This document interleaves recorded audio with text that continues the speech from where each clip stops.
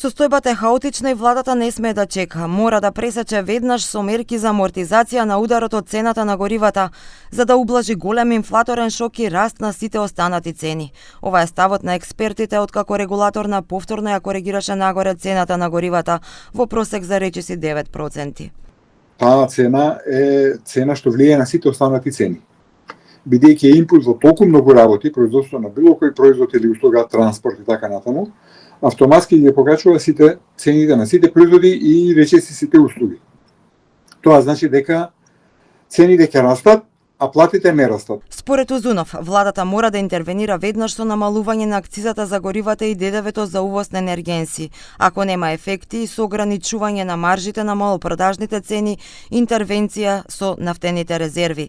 Очекува нафтениот шок да се прелее и врз останатите цени, меѓу кои на храната, и вели ќе треба да се преземат мерки со ограничување на маржи и цени во тој дел. Веројатно ќе го ублажат до одреден степен, но битно е да се реагира сега за да не стане ова хаос на пазарот, па после тоа да не може ни со нормални мерки да се решава проблемот, па да треба да имаме драстични мерки на рестрикции, на рестриктивна политика и монетарна и секаква, што ќе не кошта многу повеќе. Дека состојбата е алармантна и дека ако продолжи поскапувањето на горивата ќе има поскапување на сите продукти, потврди и бизнисот.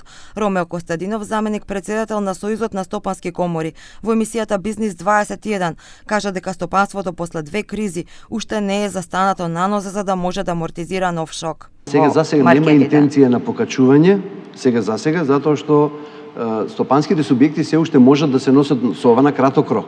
Доколку во понеделник повторно се покачи цената, тогаш веќе имаме уште недела дена која што е неизвестна пред нас и веќе после таа недела очекувате дека ќе мора цените да се покачуваат на одредените продукти. Благица Петрески од Financing во Бизнис 21 кажа дека нивното истражување покажало дека ако тензиите на Блискиот исток завршат брзо, ефектот од покачувањето на цените на нафтата врз општото ценовно ниво кај нас ќе е умерен. Ефектите ќе бидат поголеми ако кризата потрае, но предупреди дека просторот за делување на државата е ограничен и нема простор за великодушни мерки како претходно, како пакети за помош на стопанството и граѓаните.